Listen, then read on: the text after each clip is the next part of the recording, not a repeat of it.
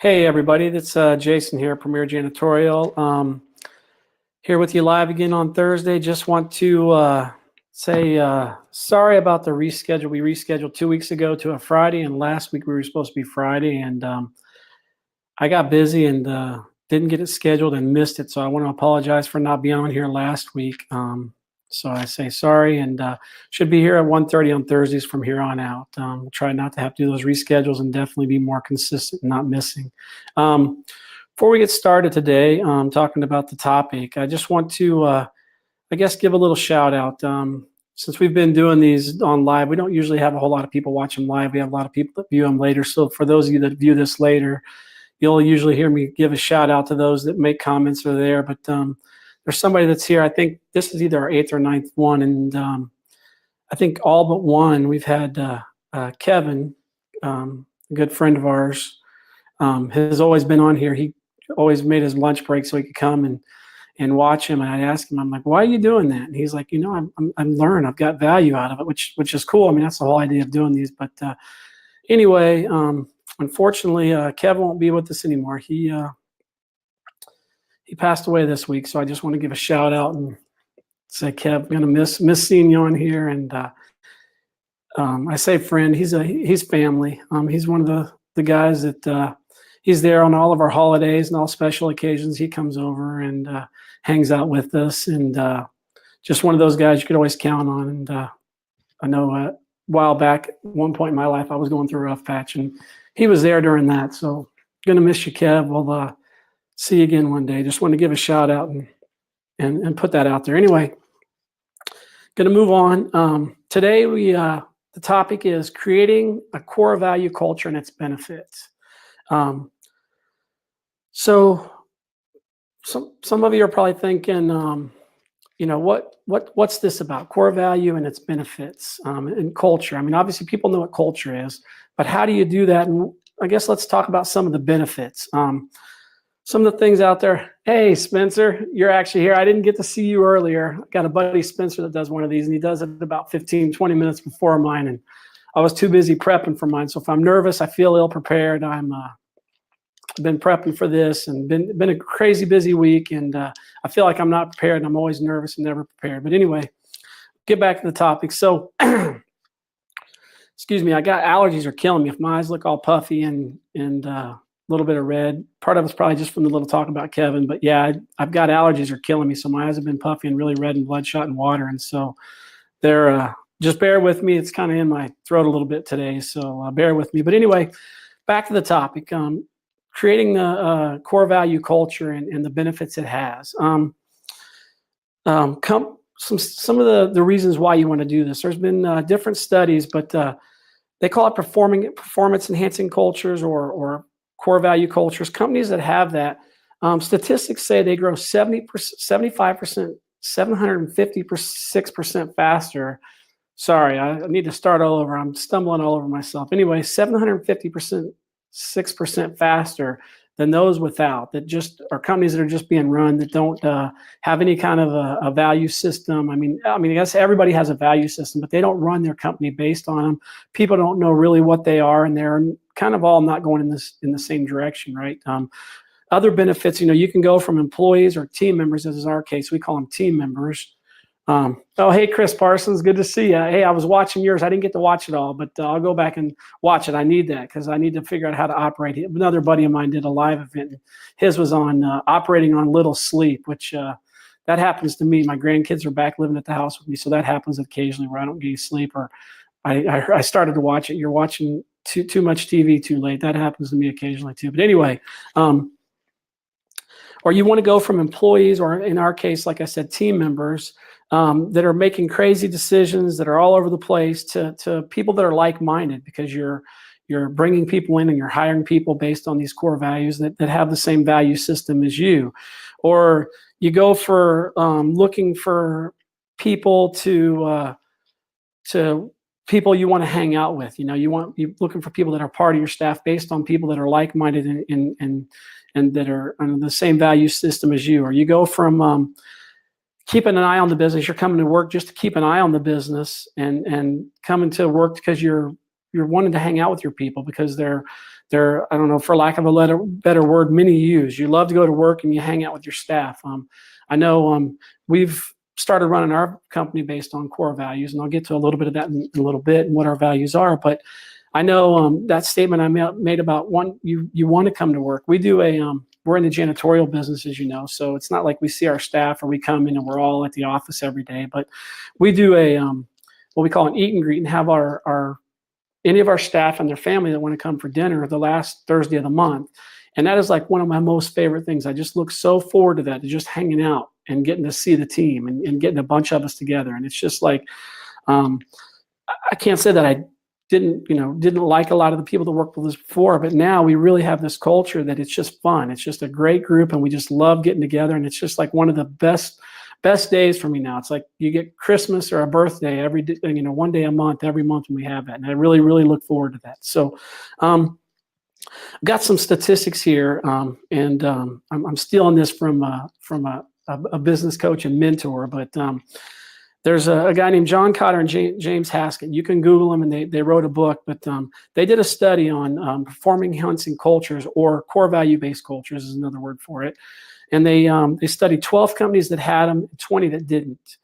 And some of the statistics that came from that is they looked at the revenue growth, and those that had a core value-based culture, they grew 682%. And I don't remember what the time frame was, versus the companies that didn't, they only grew at 166%. I mean, they grew, but obviously they didn't grow near as fast. Employee growth, they grew 282% faster than those without, or with the core values. And the ones that didn't have it grew 36% faster.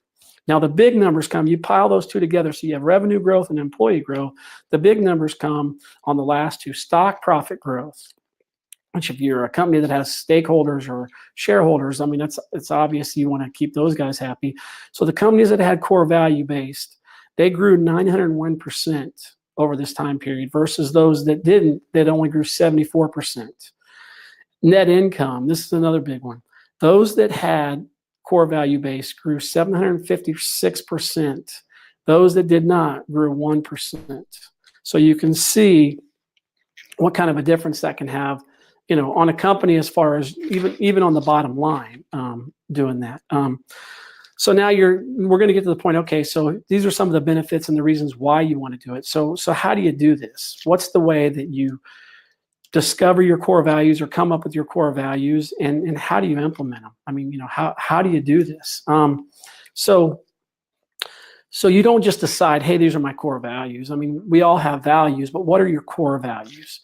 And you want to try to narrow that down to, they say 3 to 5. 2 is probably not enough. And if you get 5 or more, then you're getting into values and not core values. And core values are the things that you really, the deep-hearted values, the things that are who you are. They define you. And what you want to do, they're what's inside of you, I should say. So you have to discover these. So some of the things you can do is, write down notes on what are the things that at the office that drive you crazy, that happens that drive you crazy, or if you don't have enough at work, just in life, what are the things that drive you crazy? So write those down. Start by that. Another thing you can do is either email or text all of your closest friends and family members and ask them to describe you with 1 word and 5 words, and kind of take all those and see what you get back. If you get let's say 5 people to do it, and they each send you 5, that's 25 responses you're going to get. But you'll find that a lot of those will cross over and be either the same or the like. And so these are going to give you some ideas to see of what people see in you, to kind of help you start discovering what are some of the things that are your core values. And then, so some of the things that you want to do, the way you discover, you want to try to define these in short 2 to 5 words is how you want to have these core values. So as you can kind of see on our logo behind us, we've got our core values kind of around our logo. Ours are do what it takes, do what you say, help others, and have fun. You want to stay away from big words like people say, oh, I want to have integrity. Sure, I mean, you want to have integrity, but that can mean different things to different people, or there might be a part of integrity that you're really trying to hone out of that. So you want to stay away from big words, and you want to have them into small little 2 to 4 2 to 4 words that describe more in detail exactly what that is. Like ours is do what it takes. That's whatever it takes to get the job done in our mind, or do what you say, right? That can be part of integrity. Integrity is doing what you say, or some people will describe it as, doing the right thing when people aren't looking. So there's different things that can mean. So you really want to hone in and get down exactly what it is that you're trying to get into. And another way you can do that is when you're doing it is have a verb plus a value. Break it into 2 parts like that when you're coming up with these. And these can be things that as you're discovering, you may not come up with right away. They can kind of evolve and grow and change over time as your business grows, or as you grow, or as your company grows. These can kind of evolve and grow and shift a little bit. Then once you get them locked in, you'll know. And then once you've done that, some of the things that you can do with this is as you're putting that out there to your team and to your company. You can empower them. You can help let them as you start hiring people and as you start holding people accountable to these values, and people that don't fit these values, those aren't really the people you want part of your team and you want to be around anyway. And they'll slowly just kind of, I don't want to say fade away, but they'll go away, because if that's not what they are, they're not going to be a fit into your corporate company or your team. And it'll kind of slowly grow, and you'll see your culture change. We've been doing this now, really focusing on our core values for, I don't know, I'd have to ask him, probably 6 to 8 months. And it's just amazing the difference that it's made in our company and the culture and the team dynamic that we've had growing. And you can empower your team with these core values as you're implementing them, and you're kind of letting people know, and you're putting it out there, especially if you're an established company. Now you're kind of starting to change some things, but as long as you're living them, and the new people you're bringing in, are based on these values, and you're hiring based on this, you'll see a huge difference in the whole company dynamic. Either they'll get on board or they won't, right? They won't get on board. What you can do is you'll find that you can discover, you empower your team, that you in your own life too, when you're making decisions, you use these to make decisions. So if you have a problem or an incident that comes up, you got your basics, lie, cheat, steal. Those are like minimum standards. Those don't need to be part of your core value, right? Those are things that aren't tolerated, and hopefully you've got an ethical, like, I guess, code of ethics, or like in our case, those aren't even negotiable. The core values aren't either, but those are just things that, you don't want people that even have those in them anyway. So those ones are already kind of covered. But what you can do is you can use these to solve problems. So when a problem comes up, let's say calling out sick. It happens, right? And it's not a bad thing, but let's say you've got somebody that's called out once in 3 months. Well, that's not an issue, but maybe you've got somebody that's their 3rd or 4th time in a month or 2, and it seems to be like a habitual problem. So you use your core values. So I'm just using that as an example. You can look at it and say, well, is it doing what it takes to get the job done? In our case, to get the job done. Well, no. Is it doing what you say? Well, we hired you because you said you wanted a job, you wanted to work. No, we do work in teams. We work alone, but we also work as teams. Or if you're not there, somebody's got to cover. Is that helping others? No. And is that having fun? Well, you're not coming to work, so maybe whatever it is you're doing. Now, maybe you do have a sick kid. I'm not saying every situation, but I'm just using this as an example. But it's just something that you can look at, and really, you can empower your team. So, we let our team know that. Let's say you're out on the job site and you've got a question, or you've come up with a situation and you're not sure what to do, and you can't get a hold of a team leader. You can't get a hold of Kim or I, or you just can't get a hold of anybody. We've empowered them. Ask yourself these questions. Do what it takes. Do what you say. Help others have fun. If you can answer that and answer the question and come up with a solution that answers those yes, or embodies those, you're empowered. You can make a decision. Is it going to be the perfect answer? Maybe not.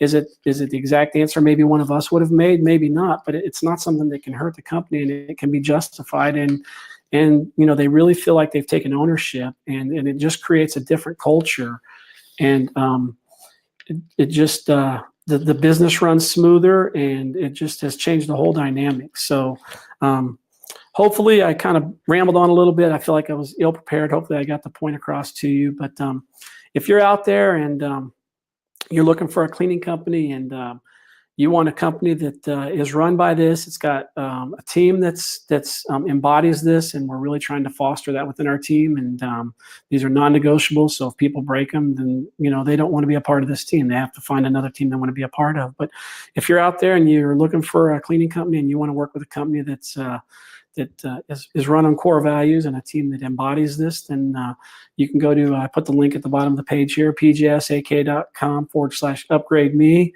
and we'll get a hold of you and talk to you. So we'll see you again next week. Hope you got some value out of this, and have a great